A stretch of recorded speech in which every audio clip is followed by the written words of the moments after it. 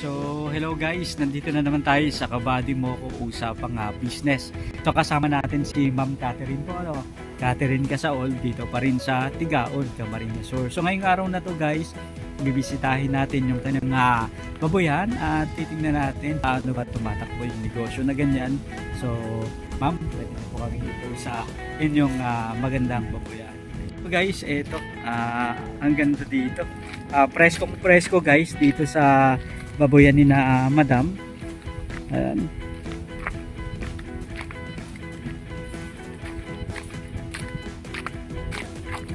Ito guys yung baboyan nila. Ma'am, etong baboyan nyo po, ilang years na po kayong nagsimula sa pagbababoyan ng ganito? 2 years pa lang. Magto 2 years pa lang. Kamusta naman po ma'am yung journey nyo sa pagbababoyan? Sa ngayon, okay pa naman. Okay pa naman.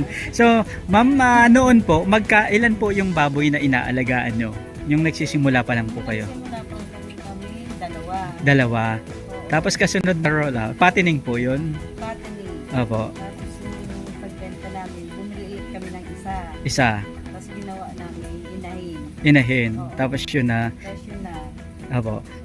Tapos noon ma'am, yung unang start nyo po, magkano po yung price ng baboy nyo? Binili nyo lang po yung baboy nyo? Namin yung dalawa, 3,000 na. 3,000 pesos. Tapos yung binenta nyo po ma'am, magkano yung bentahan yung time na yun? Yung time na yun, 140 per kilo yan. 140. Pero mababa pa po yung feeds nyo. Oo, Mababa pa. Tapos ngayon po ma'am, ilan na po yung baboy na alaga nyo? Ito ngayon, yung fattening namin, 10. 10 piraso. Oo, 10 piraso. Bale, eto po ma'am, binili nyo pa po to o Hindi. galing na po Galing dito? na doon sa inahin namin. Galing na po dito. Eto po yung sinabi ninyo na pagkatapos nyong ibenta yung dalawang baboy, eto na yon. Pang ilang anakan niya na po? Dalawa pa lang. Pangalawang anakan. Yung unang anakan niya po, ilan po? Ito. 7 yung anak. Tapos eto, biglang dumami na po. 12 sana to, kaso namatay Yung dalawa. Okay. Ma'am, nakikita ko po magaganda po yung baboy ninyo. Paano nyo po ma'am inaalagaan? Ano po yung pakain nyo dito? Yung pakain namin, yung sasabihin ko ba? Opo. Yung bimig. Bimig. Oo. Bimig premium po. Oo. Ayan, kumusta naman po ma'am? Affordable pa rin po ba yung bimig? Ito ngayon mabigat na sa bulsa. Mabigat sa bulsa. Pero maganda po yung resulta sa baboy. Ano? Ayan. Eto ma'am, ilang buwan na po etong mga alaga nyo na baboy? 2 buwan, may 10 araw. 2 months? 2 months and 10 days. Mula po pagkapanganak o pagkawalay? Pagkawalay. Maganda na po ano, ilang ano na lang, pwede na pong ibenta ano. Ma'am, nagbebenta po kayo ng baboy tuwing ilang buwan ba na pag-aalaga? Ang pinakaano namin, 3 months hanggang 3 months, mga 100 days. Mula pagkawalay po. Oo. Ayan, tapos mga ilang sako po ma'am yung nauubos sa bawat isang baboy? Approximate. Yung sa 7 namin, nakaubos kami doon ng mga nasa 15. 15 sacks. 15 sacks. Ayan. Ano rin po pala ano. Tapos dito ma'am, Dito, ano, mga nasa 18 na yung nagagawa. 18. Magkano po ma'am yung average ng per sacks ngayon? Yung per sacks ngayon, yung grower, Abo. nasa 1,800. 1,890. Opo. Ang kagandahan lang ma'am sa bimig, talagang kitang-kita po sa katawan ng mga alagang baboy. Ano? Ilang beses po ma'am kayong nagpapakain sa loob ma'am ng isang araw? Loob ng isang araw, nung first, nung pagkawalay, Opo. ng mga 1.5 months, Opo. papakain ako sa isang araw 3 beses. 3 beses po. Tanghali, sa harap. Opo. Ma'am, sa ngayon po, gaano nakarami po yung pinapakain nyo sa 10 baboy na katulad nito? Yung isang araw na budget nila, mga ilang kilo po yung nauubos? Sa isang araw na budget, mga 20 kilos to 22. Marami na po, ano? Marami na. Tipid, medyo tipid pa yun. Medyo tipid pa po yun. Doon ma'am sa dati yung pag-aalaga ng baboy, mga inabot po ma'am ng ilang kilo yung timbang nila yung binenta ninyo? Yung pinakamataas, 89 kilos. Opo. Yung pinakamababa, 67. Na may 67 po. Tapos may 89 kilos. On average po ma'am, mga nag-80 plus yung pinaka-average nila. Oo, nag-80. Pero dun ma'am sa unang rollout nyo po, unang panganak nito, yung 7 na baboy, kumusta naman po yung pricing yun? Maganda-ganda pa rin po o kumita po kayo doon? Kumita naman. Opo. Kumita kami. Opo. Ma'am, sa current market price po, magkano na po sa tingin nyo yung pricing ngayon ng baboy sa dito? Ngayon, ano na lang, 120 per kilo. 120 po. Sa tingin nyo po ma'am, ano po yung tamang price ng baboy para at least kumita yung mga hog raiser? Para at least siguro, Mga 150, okay pa. 170, yun na yung masasabi natin na may profit na ayos na po, ano? sa 150 nga, medyo ano pa yun. Sagaran pa po. Sagaran, makakabawi ka lang. Opo. Pero ang kagandahan po ma'am dito, dahil nag-invest po kayo dun sa inahin, is hindi nyo na po binili yung piglets. Yun na lang yung pakonsuelo nyo na kahit medyo mababa yung price, Pero, kaya nyo pang humabol. kaya pang humabol. Opo. Pero dun sa mga bumibili ng liit talaga, Opo. talagang wala na silang Kita. Talagang sagad na sagad po dun sa pricing, ano? Oo, tapos hindi pa nasusog yung tamang pakain, wala talaga. Opo. Kaya karamihan ngayon talagang pagdating ng medyo lubo-lubo na ng konti yung baboy nila, dispose na kaagad. Ayun po, ano. Tapos eto ma'am, ang pagpapaligo nyo po ma'am sa baboy tuwing mga anong oras? Ako, sa umaga, bago ko pakakainin. Opo. Tapos pagdating ng 9 to 10, Opo. 9 to 10, papaligo ako. Opo. Tapos sa tanghali, mga 12 or 1 o'clock. Opo. Tapos pag hapon naman, mga alas 3, Opo. hapon. Tapos, mga 4 or 5 p.m. bago ko na naman sila papakainin ulit. Ang ganda po, ano. Kaya talaga namang napakaganda guys ng resulta sa makaalagang baboy ni Madam, oh. Eto, talagang ang ganda pa ng kulay. Tapos malalaki. Ayan. Dito naman po ma'am sa pag-aalaga po ma'am ng inahin, okay lang po ma'am kahit nandyan lang po kayo. Dito po ma'am sa pag-aalaga ng inahin, ilang beses na pong pinapakain sa isang araw? Sige po. Ngayon, kasi ano na siya, buntis siya. Buntis na naman po to. Opo. Pinapakain ko siya, 2 beses lang sa isang araw. Sa umaga, sa hapon. Opo. Ma'am, eto po ma'am, mga ilang kilong feeds po yung nauubos na sa maghapon?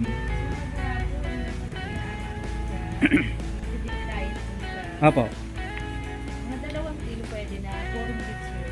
Opo. Tapos eto ma'am, ilang pagkapanganak niya, ilang days po siya bago naglandi ulit? Bago naglanding siya ulit, mga 15 days. 15 days lang po naglandi na. Bago pagkawalay na. Pagkawalay. Hanggang Ayan. hindi pa nawawala yung hindi pa siya maglalagay. Opo. Tapos eto ma'am, may mga vitamins po ba kayong binibigay sa mga inahin? O wala na? Wala kami na siya. Basta diretso na po siya, no? Ayan. Tapos eto ma'am, kayo na rin po yung nagpaanak sa kanya o may katulong po kayo sa ano? Siya na lang. Diretso niya na? Diretso na. Ayos po, no? Magandang baboy ito, mabait. Tapos at least ma'am, parami na ng parami yung inaanak niya po, ano? Oo. Ano pong advice sa inyo ma'am yung mga kaibigan nyo na nagbababuyan na rin na ano? Na kanino pong similya yung ginamit dito na AI po ba yung ginamit nyo o yung regular na ano lang? Regular. Opo. Tapos ang lahi po, puti rin. Oo. Ang ganda, oh. Tapos kapag sa unang araw po ma'am ng pagbubulog, mga pinapakain nyo pa po ba o hindi na? Yung yung inahing baboy. Kapag pina-AI nyo o pinabulugan. Kailangan hindi siya kumain. Ibig sabihin sa araw po na na binulugan siya, kailangan diet po talaga siya. Ano po ma'am daw yung epekto nyon? Bakit po ganun yung ginagawa? Pag daw kasi pinakain, parang hindi mabubuo yung Yung mga similya po, ano? Kaya kailangan hindi diet siya. Opo. Tapos, yung after po ma'am niya mabulugan, mga ilang kilo po yung pinapakain sa kanya sa isang araw? Kunti lang, siguro mga 1/4. Ganun. Hanggang sa parami na po ng Oo, parami, sa the more na parami. tumatagal. Ayun. Ma'am, advice nyo po sa mga nagbababuyan rin o mga gustong pumasok sa negosyo ng pagbababuyan. Paano po sila nila may pagpapatuloy yung babuyan nila at paano po sila pwedeng kumita? Sa akin kasi, kung gugustuhin talaga nila, kailangan talaga may kapital. Opo. Kasi hindi mo naman pwedeng iasa sa utang. Opo. Kasi mabigat yun eh. Opo. Kasi pag hindi ka man kumita, mabenta mo na, minsan kulang pa pambayad. Delikado. Delikado. Opo. Kaya dapat kung maisipan nilang mag-aalaga, yung kaya lang Opo. sa income nila para Opo. masustentuhan nila sa Yung pagkain. Oo. Importante po ba ma'am yun talaga? Importante yun kasi kung wala ka naman pang suporta, mga ano pa lang bebenta mo na, malulugi ka doon. Kapag mababa yung timbang po, ano? Oo, kapag mababa yung timbang. Opo. Kasi wala ka naman, ang choice talaga ng iba, no choice na ibibenta na kasi wala na pang suporta sa pampakain. Opo. Ayan, yun ma'am yung isa sa mga dahilan kung bakit nalulugi yung ibang Oo, mga yun yung- hog raiser. Oo, kasi pag mangungutang ka ng kids, may porsyento yun. Opo. Tapos, minsan, kung medyo hindi pa maganda yung pagkaalaga, di hindi din maganda yung Tubo, laki ng baboy. laki ng baboy. Wala na, lugi ka na doon. Kasi Opo. sa isang baboy, ang pinakamalaking kita mo lang naman dyan is 1K. Opo. Yun na yung pinakamalaki sa isang baboy. Opo. Tapos sa ano naman po ma'am, ano po yung advantage ng meron kayong sariling inahing baboy kumpara sa wala? Ang advantage nun kasi, kumbaga, hindi ka nabibigla na lalabas ng ng kapital. Opo. Kasi meron ka ng inahin. Opo. Mamumuhunan ka lang dyan yung sa board. Opo. Magkano lang yun? 900 pesos. Opo. Yun lang. Kasi kaya yun yung advantage. Opo. Kasi kung bibili ka, kailangan mo may 6,000 ka sa dalawang baboy kasi 3,000 ba ngayon? Opo, 3,000. yung pinakamababa na po yun ano. Pinakamababa. Mas bumaba Mas pa po. bumaba pa, oo. Talagang sagaran talaga yung mga hog raiser natin po ano. Nung during pandemic, Opo. ang mahal nun ng biik, Opo. umabot nga siya ng 5,000. Opo. Oo. Ngayon, mababa na kasi marami na din ang may mga inahin. Opo. Tapos, Kumbaga medyo nag-convert yung po sila no. mga hog raiser, naglaylo yung iba kasi nga halos lugi kasi Opo. sa sobrang mahal ng pagkain. Opo. Yun lang naman. Talagang yung apektado po ano. Ang layo nga ng ang mahal ng pagkain sa sobrang sagad ng presyo. Ayan. Tapos sa ganito ma'am, ang market nyo ng mga, di ba halos mga backyard racer lang po Oo. tayo. Isang market nyo ma'am sa ganitong mga pag-aalaga ng baboy, saan nyo po ma'am binibenta? Sa palengke o para katay sa palengke o biyahero? Minsan may mga pumupunta na rin kasi may nag-iikot yung mga nagtitinda talaga ng Opo. Oh, yun na, kaya hindi na rin masyado mahirap ang pagbebenta. Opo. Tapos eto ma'am, saan mas magandang magbenta? Yung sa mga taga dito na o yung sa mga umiikot galing sa ibang lugar? Ang mas maganda yung price ng galing sa ibang lugar kaysa Kumpara yung dito. lang. Opo. Oo. Mas maganda yung binibigay nilang presyo. Opo. So eto ma'am, mga ilang months na lang po ito bago Ito, na lang, mga 3 weeks na lang. 3 weeks Siguro na lang. pwede na siyang Pero dito ma'am sa 3 weeks, mga ilan pa po yung expected nyo na mga mauubos ng baboy na alaga? Sa 3 weeks, expected ko dyan mga mga 6 to 8 sacks pa. Sa sako. so mga 8 plus, mga 16 kg pa ano? Oo, Ayan. 16K pa. Opo. Tapos ang target weight nyo po ma'am sa ganitong alaga, mga bago nyo ibenta, mga ano po yung inaasahan yung timbang? At least 80 kilos. 80 kilos. Oo. Or higit pa ano? Pa. Opo. Tapos dito naman ma'am, yung water source nyo, wala naman po kayong problema ano? Walang problema. Kasi ito po ma'am galing sa May sapa dyan, galing yan dyan. yung parang bukal-bukal na po ano. Oo, yung irrigation, Opo. nandyan Ayan. lang kasi. Mas madali po ano, may tubig na na-host kayo po ano. Oo. Ayun. May lang kami, may water pump para mas maganda yung Yung- Pero okay lang naman kahit wala kasi kaya Opo. lang pag hindi maganda, mahirap maglinis. Opo. Ma'am dito po ma'am, malilinis yung baboy nyo, walang amoy dito sa baboyan nyo. Oo. Kanina nakatambay kami dyan, kasama natin yung katropa natin na teacher. Halos walang amoy. Ano pong nyo dun ma'am? Ano pong sikreto? Lagi lang malinis. Lagi nyo lang pong nililinisan. Ayan, talagang, ngayon kasi talagang wala, hindi natin naaamoy na katulad sa Pag iba. naglilinis kasi ako, kahit Opo. malamig, maulan, Opo. lagi ko silang pinapaliguan Opo. para hindi didikit. Kasi merong mga naglilinis na talagang as in tatanggalin lang. Ano lang, yung dumi. Sa sahig. Opo.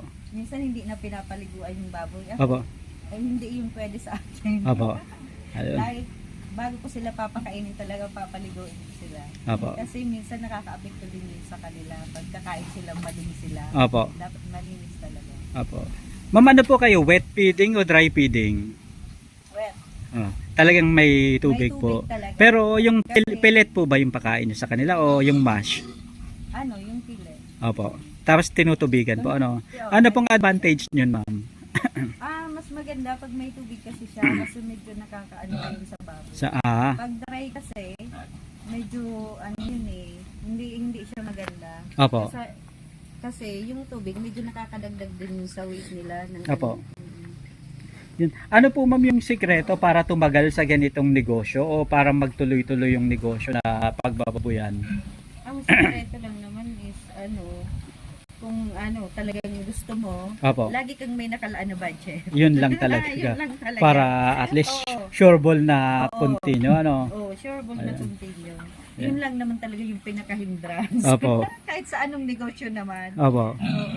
Ayan. Ma'am, maraming salamat po sa pagsama niyo sa amin ngayong araw na to. Thank you very much po sa pag-share sa amin ng inyong babuyan at syempre dagdag kaalaman. Thank you very much po, ma'am. Good luck po sa business.